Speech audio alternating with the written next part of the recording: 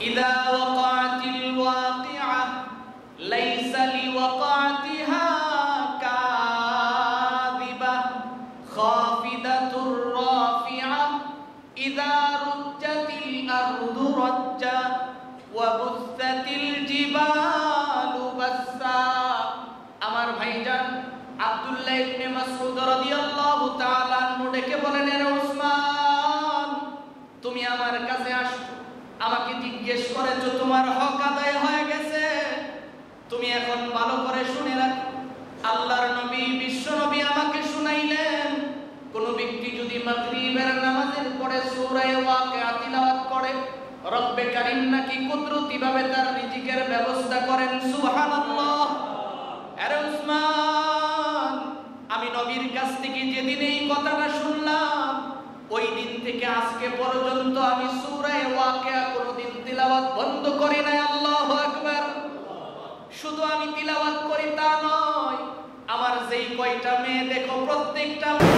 আসসালামু আলাইকুম ওয়া রাহমাতুল্লাহি ওয়া বারাকাতুহু।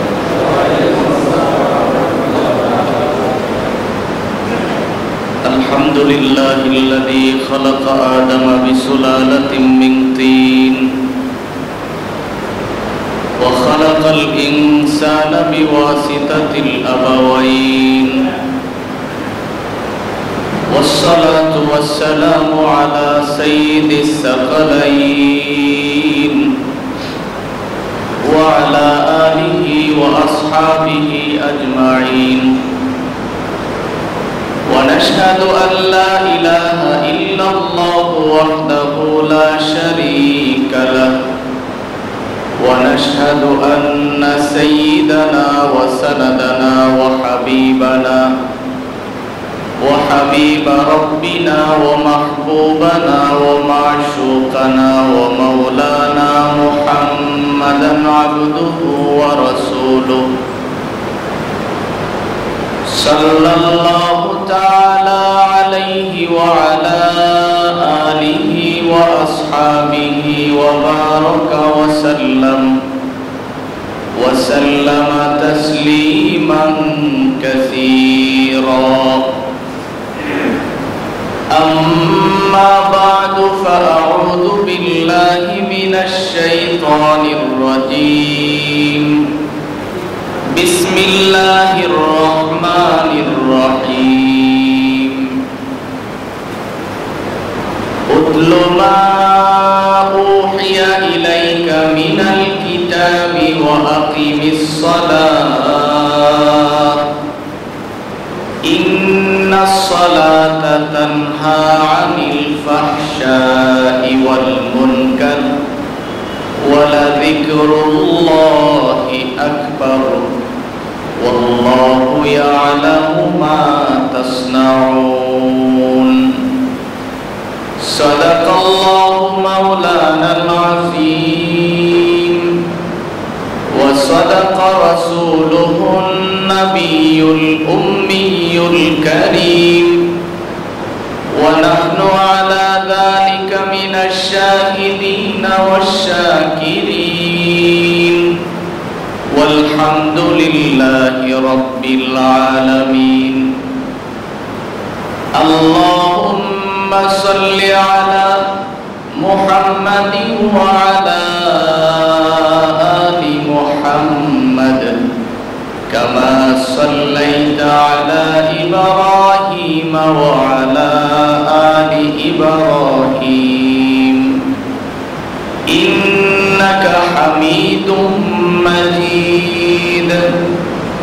اللهم بارك على محمد وعلى آل محمد كما باركت على إبراهيم وعلى آل إبراهيم إنك حميد مجيد.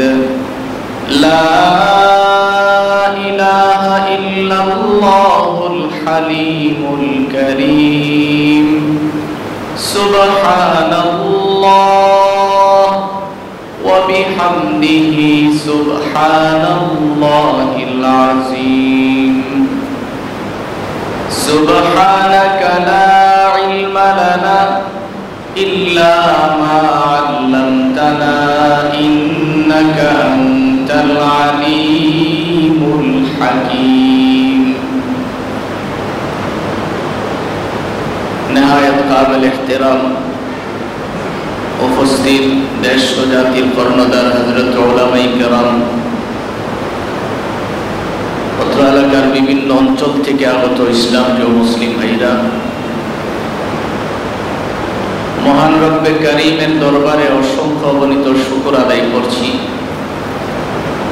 যিনি অত্যন্ত দয়া করে মেহেরবানি করে আমাদের হায়াতটাকে দীর্ঘায়িত করে সুস্থ শরীরে ঈমানের সহিত পবিত্র জুমার দিনে আল্লাহর ঘর মসজিদে বসে নামাজের পূর্বে কোরআন ও হাদিসের কিছু কথা শোনার তৌফিক দিয়েছেন। এই জন্য আমরা সকলেই পড়ছি আলহামদুলিল্লাহ।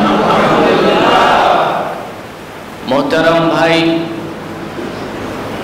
ধারাবাহিকভাবে আমরা সর্বোত্তম ইবাদত নামাজ সম্পর্কে শুনতেছিলাম। আমি আজকে আপনাদের সামনে পবিত্র কোরআনে কারিমা থেকে সূরা আনকাবুতের ৪৫ নং আয়াত তিলাওয়াত করেছি।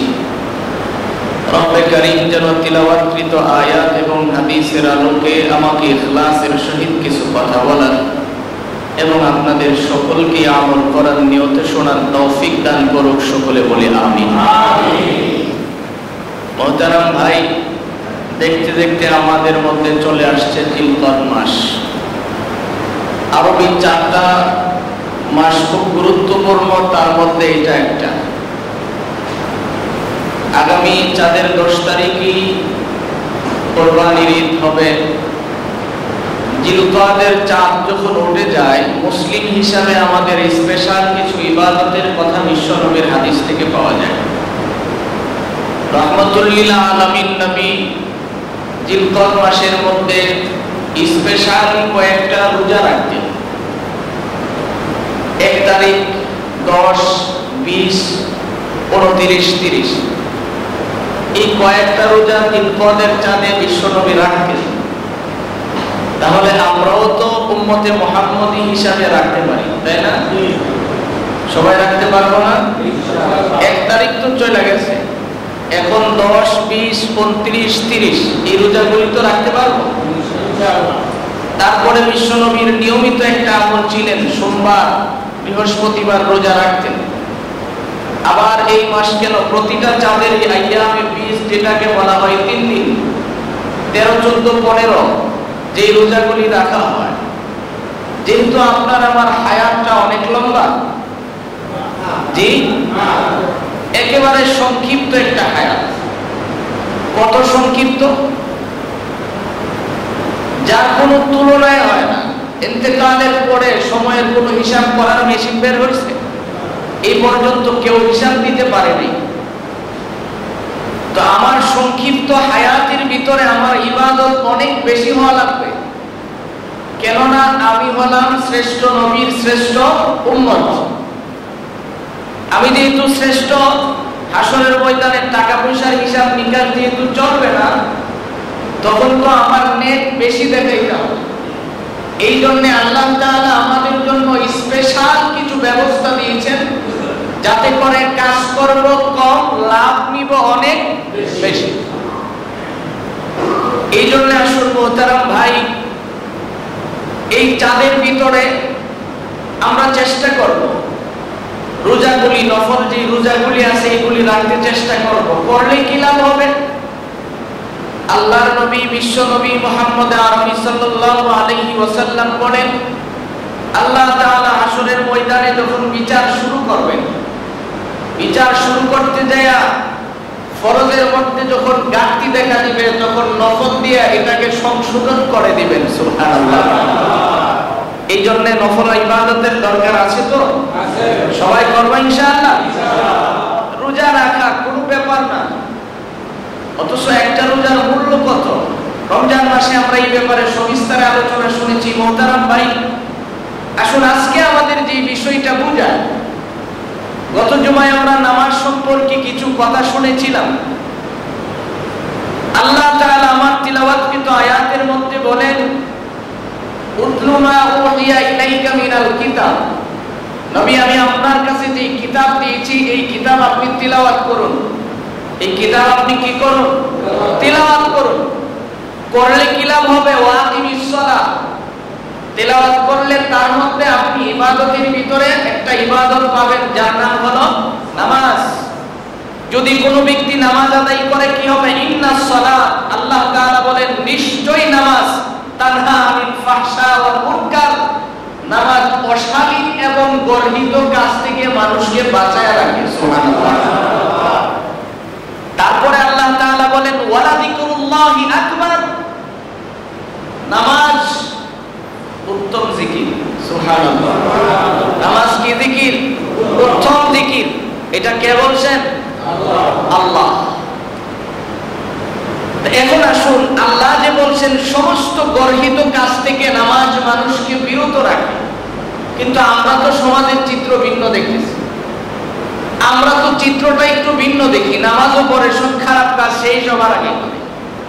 নামাজও পড়ে, সুদিও লাগায়, নামাজও পড়ে, ঘুষও খায়, নামাজও পড়ে, অহরহ মিথ্যা বলে, নামাজও পড়ে, অন্যের হক মারে, বিভিন্ন যত খারাপ কাজ আছে এইগুলির সাথেই বেশি জড়িত এমন অনেক মানুষ আছে।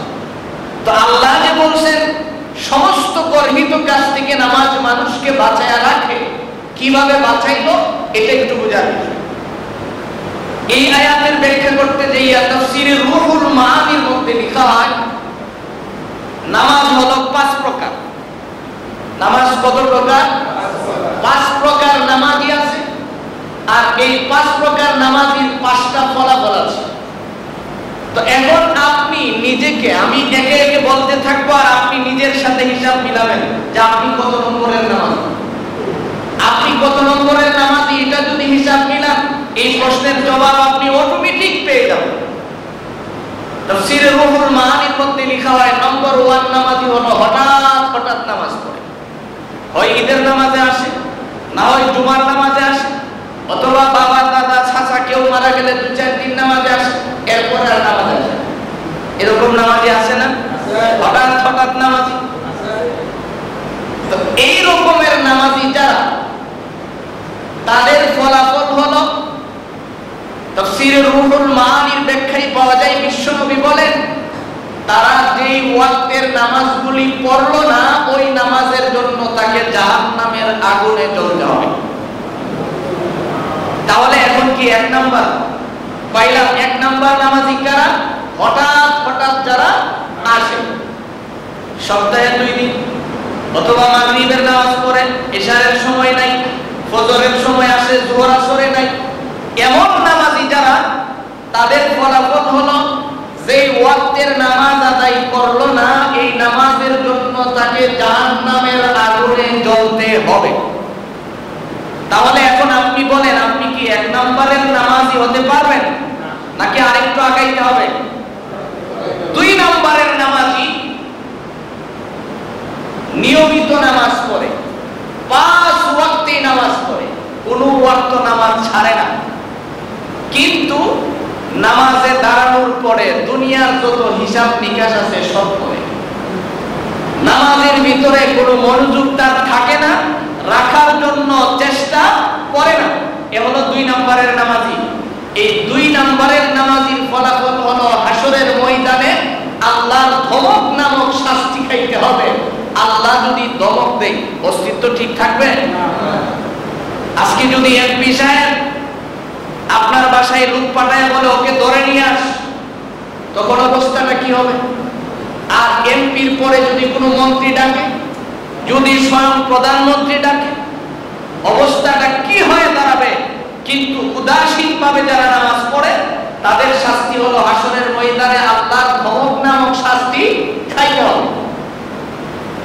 উদাসীন নামাজের ব্যাখ্যা দিতে যাইয়া হাকিমুল উম্মত মুজাদ্দিদ মিল্লাত আল্লামা আশরাফ আলী থানভী রাহমাতুল্লাহ আলাইহি লিখেন, আমরা ছোটবেলায় দেখছি অনেক সাপ্তাহিক বাজার ছিল।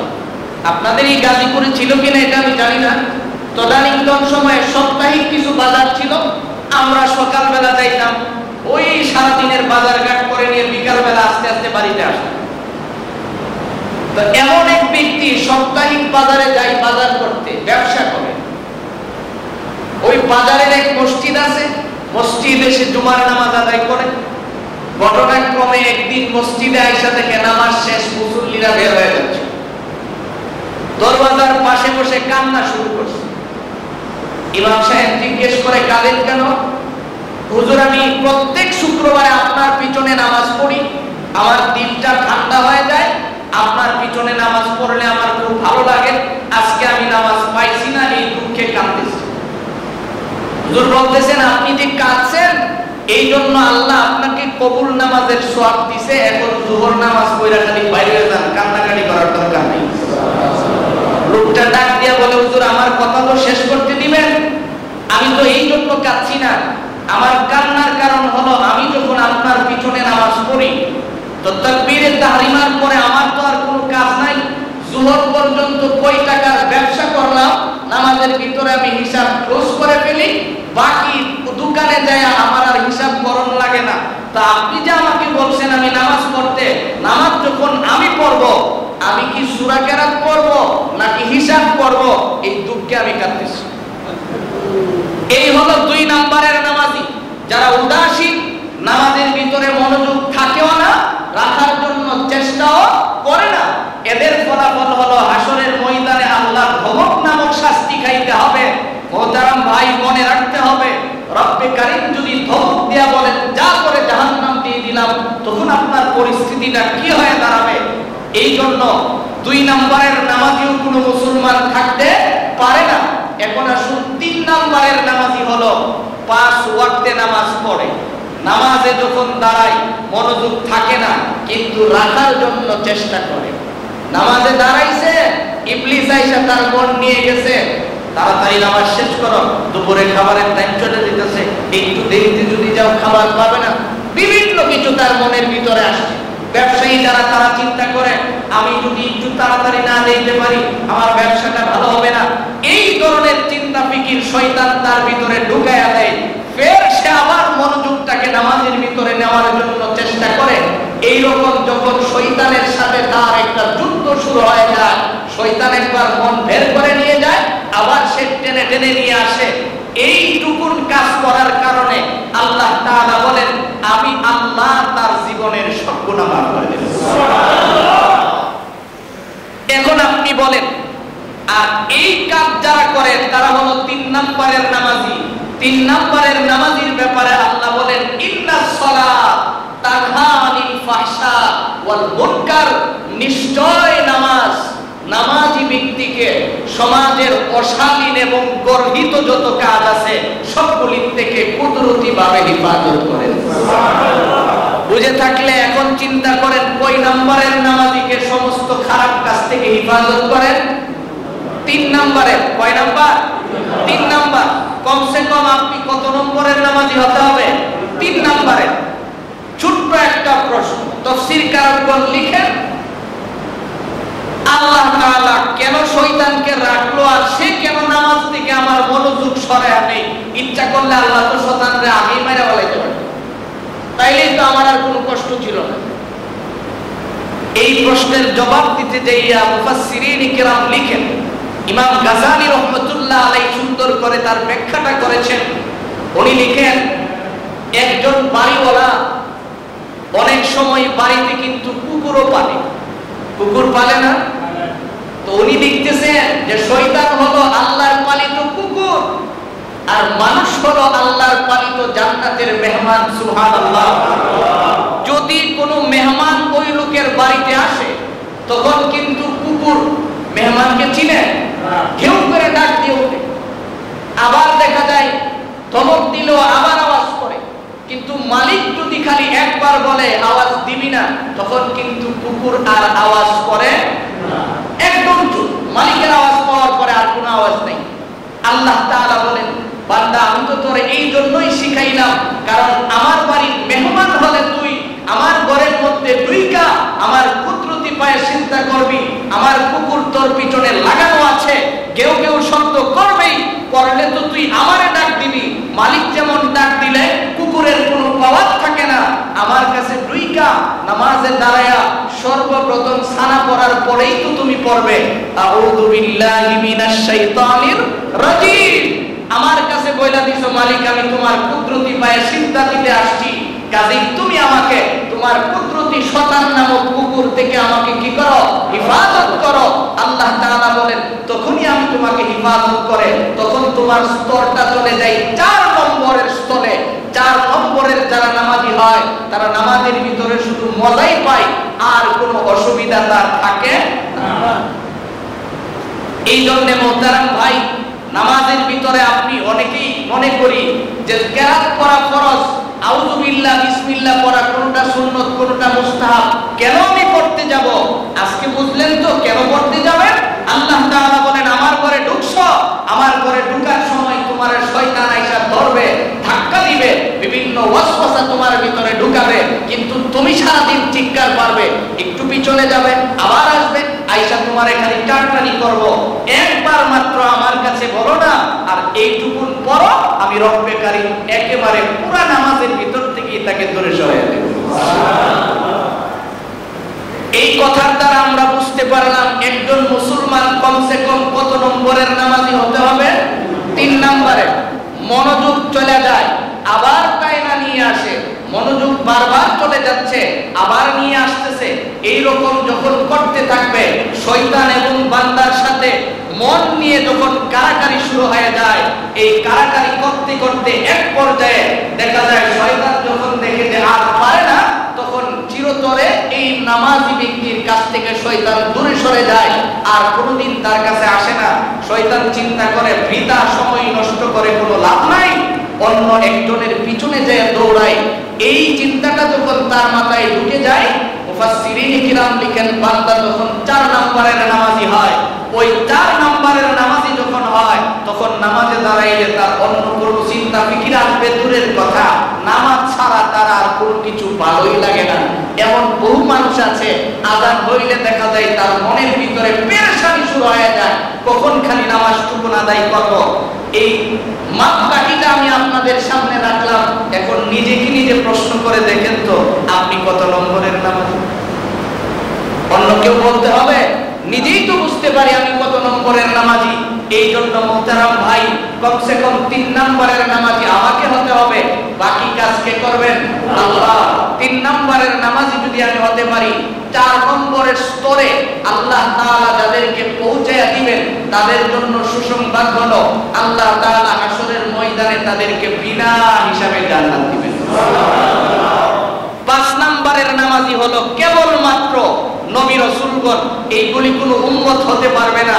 কারণ আল্লাহ নবী হাদিস শরীফের মধ্যে বলছেন যে কবরের ভিতরে নবীগণ ওখানে ঘুমান, খান, ওখানে আল্লাহ তাআলা তাদের রিজিকের ব্যবস্থা করেন, এরপরে তারা ওখানে নামাজও আদায় করেন, কিন্তু কবরের ভিতরে নামাজ পড়লে কোনো সওয়াব নাই। তো যেই লোক সওয়াবের আশা নাই এরপরও সে নামাজ আদায় করে, এইগুলি বান্দার দ্বারা সহজে হবে না, এটা নবীগণের কাজ। এই জন্য মানুষ হিসাবে আমরা কমসে কম 3 নম্বরের নামাজি নিজেরা হতে হবে।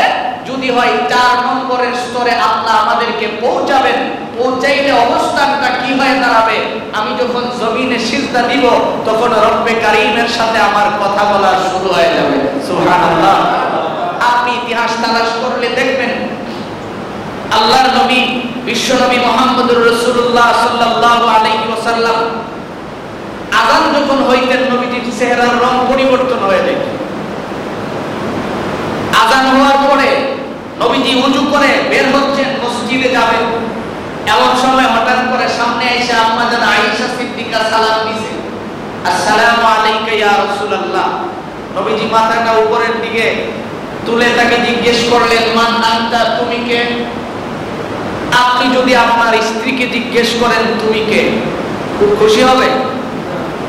আয়েশা সিদ্দিকা বুঝতেছেন নবীজি আমাকে বলছেন তুমি কে, নিশ্চয়ই কোনো কারণ আছে।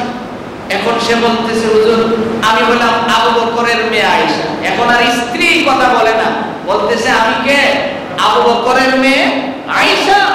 এই কথা বলার সঙ্গে সঙ্গে নবীজি জিজ্ঞেস করেন আবু বকর কে? আরো খেপছে, বলতেছে আপনার সাথে আর কথা বলার দরকার নাই, আপনি যেদিকে যাইতেছেন খালি যান। নামাজ আদায় করে নবীজি হুজরার ভিতরে ঢুকছে, ঢুকার পরে দেখে আয়েশার চেহারার কন্ডিশন জায়গা নাই। অন্যদিন তো দৌড় দিয়ে কাছে আসে, পাশে বসে বাতাস করে পানি এনে দেয়, বিভিন্ন কিছু করে, কিন্তু আজকে আর দূরে বসে আছে। নবীজি জিজ্ঞেস করে, আয়েশা হঠাৎ তোমার ভিতরে এত চেঞ্জ, এত পরিবর্তন, ব্যাপারটা কি? আপনি আমাকে চিনেন? আয়েশা জিজ্ঞেস করে, আপনি আমাকে চিনেন? নবীজি বলেন, তুমি এটা কি বলো, তোমাকে আমি চিনবো না, তুমি আমার স্ত্রী। তাহলে নামাজের আগে আপনি যে বললেন আমাকে চিনেন না? নবীজি বলেন, কি বলছি বলো? তো আপনি আমারে জিজ্ঞেস করছেন আমি কে? আমি বললাম আমি আবু বকরের মেয়ে আয়েশা। আপনি বলছেন আবু বকর আবার কে? তখন তো আপনি আমারও চিনেন নাই, আমার বাবারও চিনেন নাই। নবীজি বলেন, শোনো আয়েশা, যখন আযান হয়ে যায়, আমার কানে যখন তাকবীরের ধ্বনিটা ঢুকে যায়, তখন আমার দুনিয়ার কোনো কিছু স্মরণ থাকে না। তখন আমাকে আমার মনে হয় না, মালিকের গোলাম মনে হয়। এই জন্য দৌড়াইয়া আমি মসজিদে যাই, যতক্ষণ নামাজ আদায় না করি ততক্ষণ আমার মনটা ফ্রেশ হয় না। এই জন্য মুহতারাম ভাই, যেই নবী রাস্তা দিয়ে হাঁটলে সূর্য পর্যন্ত তাপ দেওয়া নিষেধ করে দিয়েছিল, সেই নবী এক জায়গায় বসে থাকলে মশা মাছি তার গায়ে বসা হারাম করে দিয়েছিল, যেই নবীর রক্ত মুবারক মাটি চুষা আল্লাহ হারাম করে দিয়েছিল, সেই নবী যদি আযানের পরে এমন বিধিবিষ্ট হয়ে যেতেন নামাজের জন্য, আপনি কোনখানকার কি হয়ে গেলেন? আপনি বলেন নামাজ না পড়লো আমার ঈমান বড় মজবুত। লজ্জা করা উচিত। আপনি তো মুসলমানের কাতারে পড়েন না, কারণ একজন মুসলমান আর বেদিনের মধ্যে পার্থক্য হলো নামাজ। নামাজ এই দুইটা জিনিসই আপনাকে পার্থক্য করে দিবে।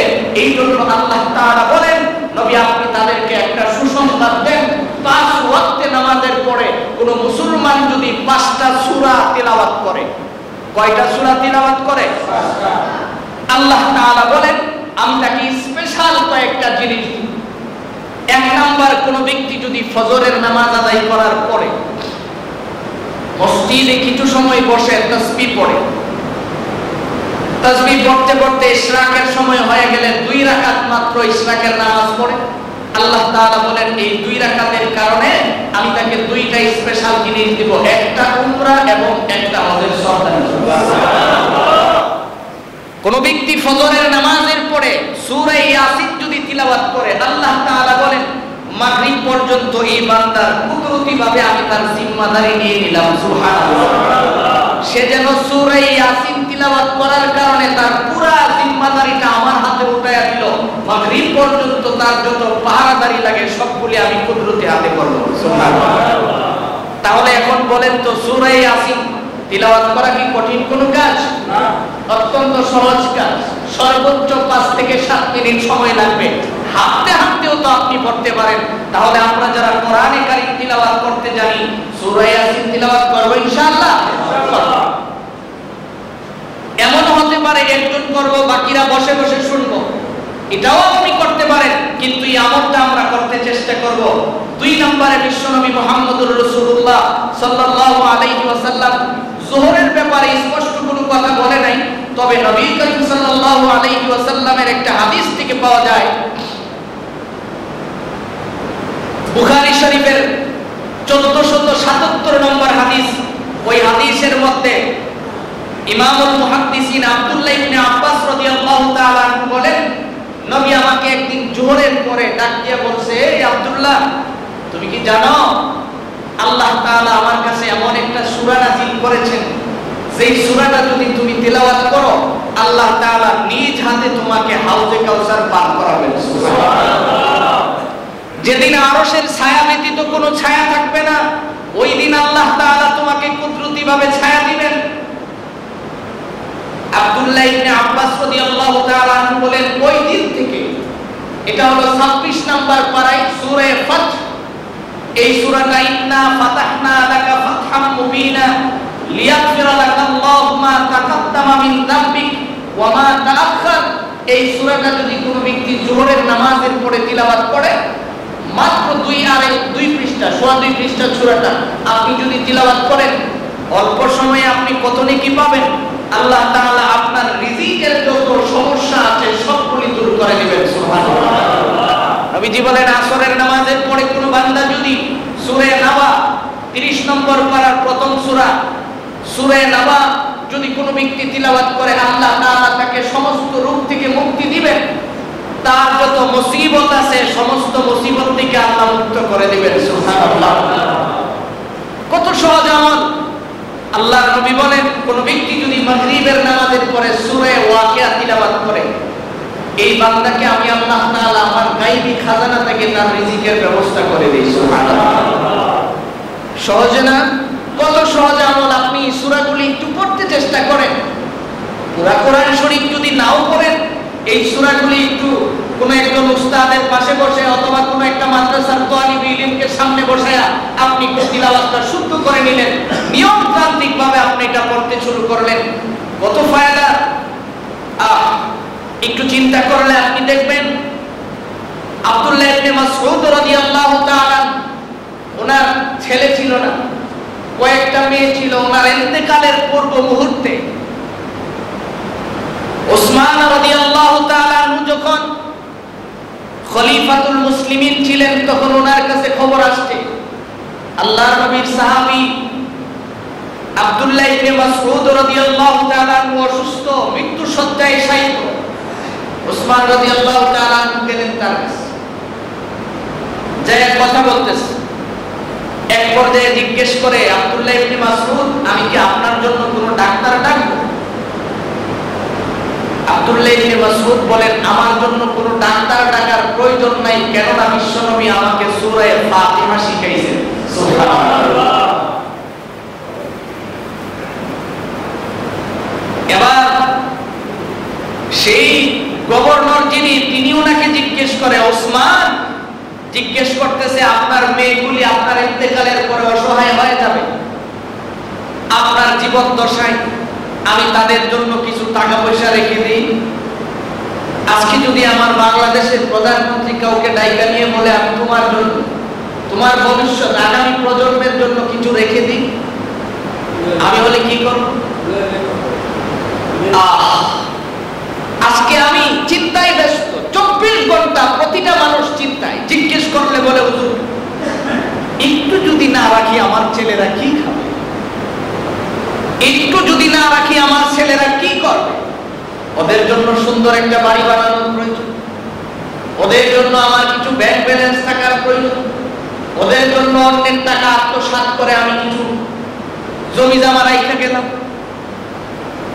বেশি দূর লাগবে না, আপনি আমার বাড়িতে চলেন, আমার বাবাকে জিজ্ঞেস করেন যে আপনার সন্তানাদির জন্য কি রাখলেন। স্পষ্ট ভাষায় আমার বাবা সবসময় একটা কথা বলে যে তোমার রিজিকের জিম্মাদার আমি নয়, কিন্তু আমাকে জিজ্ঞেস করা হবে আমি তোমাকে দিন শিখাইছি কিনা, এই জন্য আমি আমার সাধ্য অনুযায়ী তোমাকে দিন শিখানোর চেষ্টা করেছি। ও তারা ভাই, আপনি কি চিন্তা করেন, আব্দুল্লাহ ইবনে মাসউদ ওনার কাছে যায় যখন ওসমান রাদিয়াল্লাহু তাআলা আনহু এই কথাটা বললেন, উনি সঙ্গে সঙ্গে কোরআন শরীফের কয়েকটা আয়াত তিলাওয়াত করলেন।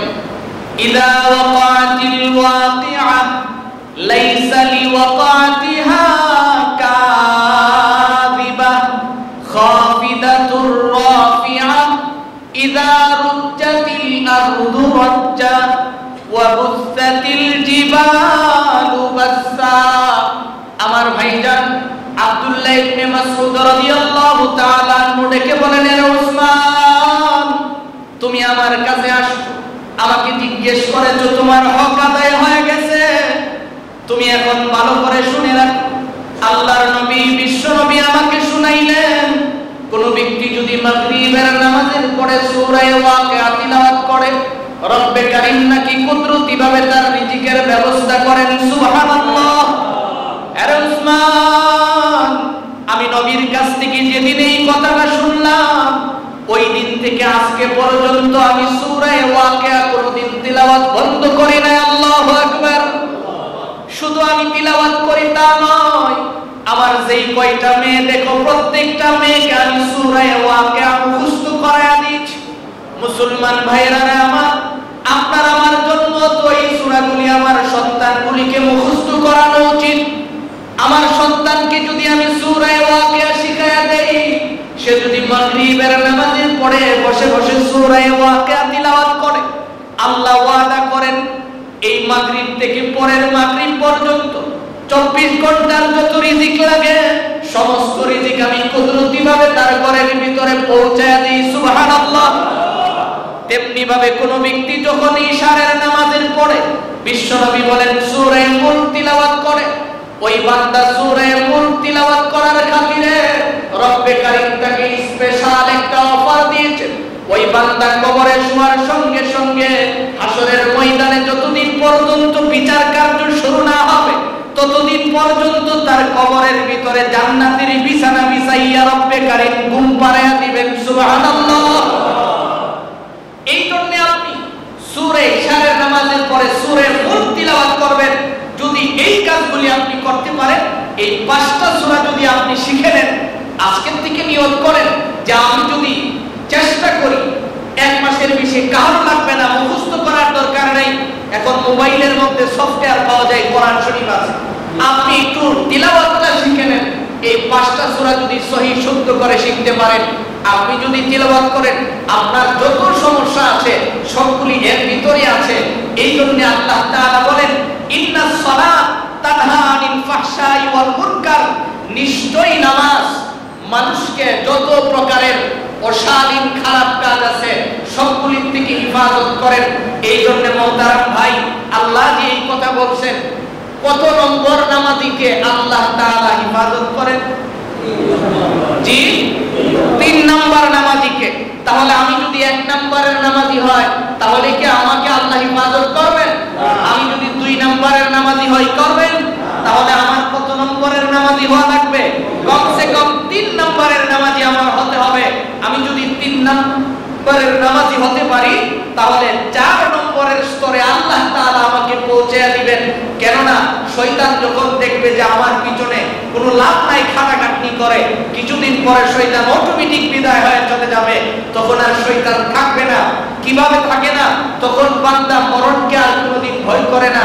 এই জন্যই তো সেই দীর্ঘদিন পূর্বে আমরা যেই কথা শুনতেছিলাম, রব্বে কারীম যে বলছেন ফালিয়াবুদু রাব্বা হাযাল বাইত, আপনি বলেন না ওই ঘরের মালিকের ইবাদত করার জন্য, করলে কি লাভ হবে? আল্লাযী আতামাহুম মিন জু', আমি তার রিজিকের যত সমস্যা আছে দূর করে দেব। ওয়া আমানাহুম মিন খাউফ, তার অন্তর থেকে সমস্ত ভয়ভীতি সরায়া দেব। কারণ মরণকেই তো সবচেয়ে বেশি ভয় পায়, এই জন্য মরতে চায় না। অসুস্থ হয়ে গেছে, ঢাকার সবচেয়ে ভালো হসপিটালে নিয়ে যায়, ওখানে চিকিৎসা না হলে ইন্ডিয়া নিয়ে যায়, সেখানে না হলে ব্যাংককে নিয়ে যায়, সেখানে না হলে আমেরিকাতে নিয়ে যায় উন্নত চিকিৎসার জন্য। মরে যাইতেছে, তারপর লাইফ সাপোর্টে ঢুকায়, সেখানে অক্সিজেন দেওয়া হয়, কিন্তু হাত তার কথা শুনে না, পা তার কথা শুনে না। বাঁচতে চায়, কেউ মরতে চায় না, চিরন্তন সত্য মরণ, কিন্তু সেই মরণকে এত ভয় পাই কেন? আল্লাহ বলেন ওয়া আমানাহুম মিন খাউফ, তোর যত ভয় আছে সবগুলি আমি তোর ভিতর থেকে সরাইয়া নিব। হাকিমুল উম্মত আল্লামা আশরাফ আলী থানভী রাহমাতুল্লাহ আলাইহি লিখেন আল্লাহ কিভাবে ভয় সরাইয়া দেন। আল্লাহর এক বান্দা সার্বক্ষণিক কুজু অবস্থায় থাকে, গামছা একটা কাঁধে নিয়ে বাজার থেকে আসতেছে, বাজারের ব্যাগ সামনে কাঁধের মধ্যে নিয়ে আসতেছে, রাস্তার মধ্যে এসে এক লোক সালাম দিয়েছে, আসসালামু আলাইকুম। আল্লাহর বান্দা জবাব দিলেন ওয়া আলাইকুম সালাম। জিজ্ঞেস করে ভাই তুমি কে? লোকটা বলেন আমার নাম আজরাইল। আজরাইল বলার পরে কি খুব খুশি হইব? আপনি যদি বাড়িতে যাওয়ার সময় অন্ধকার এক জায়গায় কেউ ডাক দিয়ে সালাম দিয়ে বলে আমার দিকে তাকান, তাকানোর পরে যদি বলে আমি আজরাইল, আপনি তো চিন্তা করবেন কেন মসজিদে গেছেন, কেল্লি গেছে বাড়ি থেকে বের হইলাম। আল্লাহর বান্দা বলতেছে আপনি আজরাইল, আমি তো অনেক দিন ধরে আপনার অপেক্ষায় আছি, বাস আসছেন ভালো হয়েছে, কোনো অসুবিধা নাই, আমার হুজুর কোনো হাজত নাই, আমার কাঁধের গামছাটা হলো আমার নামাজের মুসাল্লা, আমি এটা জমিনে বিছাবো, নামাজে দাঁড়াবো, 1 রাকাত নামাজ পড়বো, আপনি আমার গায়ে হাত দিবেন না। 2 রাকাত নামাজ পড়বো, তখনও আপনি আমার গায়ে হাত দিবেন না। সর্বশেষ যখন নামাজ শেষে আমি শেষ সেজদায় যাব, আমি সুবহান রাব্বিয়াল আলা পড়তেই থাকবো, পড়তেই থাকবো, যতক্ষণ পর্যন্ত আপনি আমার রূহটা বের না করবেন ততক্ষণ আমি নামাজ থেকে উঠবো না, মাথা উঠাবো না। এই কথা বলার সঙ্গে সঙ্গে আজরাইল বলেন আপনি আগে আমার কথাটা শুনেন, আপনি তো আপনার কথাই বলতেছেন, আমার কথাটা শুনেন। আল্লাহর বান্দা বলেন আপনি আবার কথা বলতে পারেন? আপনি কথা বলবেন কেন? আপনার কাজ হলো মানুষকে আল্লাহর দরবারে নিয়ে যাওয়া, আসছেন আমার নিয়ে যান। ও ভাই সাহেব আমি তো আপনারে নিতে আসি নাই, আসছি আপনার সাথে একটা সুসম্পর্ক করার জন্য, দেখতে আসছি। বলে মিথ্যা কথা বলেন কেন? আজরাইল কি মানুষ দেখতে আসে? আমি যখন প্রথম আসমান দিয়ে ঘুরতেছি বলতেছিলাম প্রথম আসমানের মধ্যে কিছু জমিনের কিছু বান্দাদের নাম নিয়ে নিয়ে কথা বলতেছিল। আমি তখন মনে চাইলো আপনাকে দেখার জন্য, আল্লাহর কাছে অনুমতি চাইলাম যে যাদের নামে আসমানের ফেরেশতারা বসে বসে গল্প করে, এই মানুষটা না জানি কত সুন্দর দেখতে আসছি, তার চরিত্র না জানি কত ভালো। আল্লাহর বান্দা জিজ্ঞেস করে, পরীক্ষা নিলেন, রেজাল্টটা একটু শুনে যান। আয়েশা কি দেখছেন? তো যেই পরিস্থিতি আপনার দেখছি এমন যদি থাকে তাহলে আপনি নিশ্চিত থাকেন আমি যেদিন আপনাকে নিতে আসবো কমসে কম 70,000 রহমতের ফেরেশতা নিয়ে আয়েশা আপনাকে স্বাগত জানায় দুনিয়া থেকে নিয়ে যাব। তাহলে এখন আপনি বলেন যে নামাজ ছাড়া এই রকম সুবিধা পাওয়া যায়? যারা বলে যে নামাজ লাগে না, নামাজ ছাড়াই সব হয়ে যায়, এই কথাটা হলো কুফরি কথা। এই কথা পরিহার করতে হবে। এই জন্য প্রতিটা মানুষের উচিত সময় মতো নামাজ আদায় করা। এক নম্বরের নামাজই পাইলাম যারা হঠাৎ হঠাৎ আসে, ওদের ফলাফল কি? যে ওয়াক্তের নামাজ পড়লো না ওই নামাজের জন্য জাহান্নামের আগুনে জ্বলতে হবে। দুই নম্বরের নামাজি নিয়মিত নামাজ পড়ে, নামাজের ভিতরে মনোযোগ থাকে না, রাখার জন্য চেষ্টাও করে না, এই দুই নম্বরের নামাজির ফলাফল হলো হাসরের ময়দানে আল্লাহর ধমক নামক শাস্তি খাইতে হবে। কাজে আল্লাহর ধমকের আশা করা যাবে না। ধমক দিয়ে যদি বলে যে জাহান্নামে চলে যান, তখন তো কারবার শেষ। এই জন্য ধমক নামক শাস্তির থেকে বাঁচতে হবে। তিন নম্বরের নামাজি হলো নিয়মিত নামাজ পড়ে, মনোযোগ থাকে না, রাখার জন্য চেষ্টা করে। রব্বে কারীম বলেন এই চেষ্টার কারণে আমি তাকে উত্তম নামাজের সওয়াব দান করি। এই তিন নম্বরের স্তরে দীর্ঘদিন চলার পরে অটোমেটিক যখন শয়তান তার কাছ থেকে বিদায় হয়ে যায় তখন তার স্তর চলে যায় 4 নম্বর। এই 4 নম্বরের নামাজের জন্য আল্লাহ তাআলা বলে দিয়েছেন হাসরের ময়দানে আমি আমার আরশের ছায়ার নিচে তারে জায়গা দিব, নিজ হাতে হাউজে কাউসার পান করাবো। সুবহানাল্লাহ। এই জন্য মুহতারাম ভাই, নামাজ আমাদের পড়া লাগবে না ছেড়ে দিলেও চলবে? নিয়মিত নামাজ আদায় করতে হবে। তবে নামাজটা হতে হবে 3 নম্বরের স্তরের। 1 এবং 2 যারা আছি, কমসে কম এই 1, 2 যারা আছি এটাকে পরিহার করেনি। 3 নম্বরের নামাজি যদি আমি হতে পারি, রব্বে কারীম ওয়াদা করছেন এই নামাজি কি সমস্ত প্রকার খারাপ কাজ থেকে নামাজ বাঁচায় রাখে। আর এই নামাজির জন্যই জমিন তার জন্য দোয়া করে, এই নামাজির জন্যই তো রাস্তার বালিকণা সহ দোয়া করে, এই নামাজির জন্য গাছপালা সহ দোয়া করে। এই দোয়া করে এই যে এখন আমের সিজন, আম খাইতেছেন না, আম গাছ হাদিস শরীফের মধ্যে আসছে আম গাছ আল্লাহর কাছে দোয়া করে, আল্লাহ কোন একজন নামাজি ব্যক্তিকে আমার ফলটা খাওয়ায়। আর বেনামাজি যখন যায় তখন গাছ বলতে থাকে রব আমার অনুমতি দাও, ঘুরায় একটা থাপ্পড় মারি। যদি খালি আপনি আম গাছে যান আর আম গাছ যদি ঘুরায় আপনার একটা ঢাল ভাঙা বাড়ি মারে, কেমন লাগবে? পরিস্থিতিটা কি হয়ে দাঁড়াবে? আল্লাহ তাআলা তখন বলেন এত অস্থির হয় না, একটা সময় পর্যন্ত আমি তারে ছেড়ে দিছি, কিন্তু সময় যখন শেষ হয়ে যাবে তখন কিন্তু আমি ঠিকই তাকে ধরবো, তখন সে হিসাব বুঝবে। এই জন্য মুহতারাম ভাই, সময় থাকতে আমাকে পরিবর্তন হয়ে যেতে হবে। আল্লাহ তাআলা আমাদের সকলকে সঠিক সময়ে নামাজগুলি আদায় করার তৌফিক দান করুন। সকলে বলুন আমিন। সুবহানাকা আল্লাহুম্মা ওয়া বিহামদিকা আশহাদু আল্লা ইলাহা ইল্লা আনতা আস্তাগফিরুকা ওয়া আতুবু ইলাইক।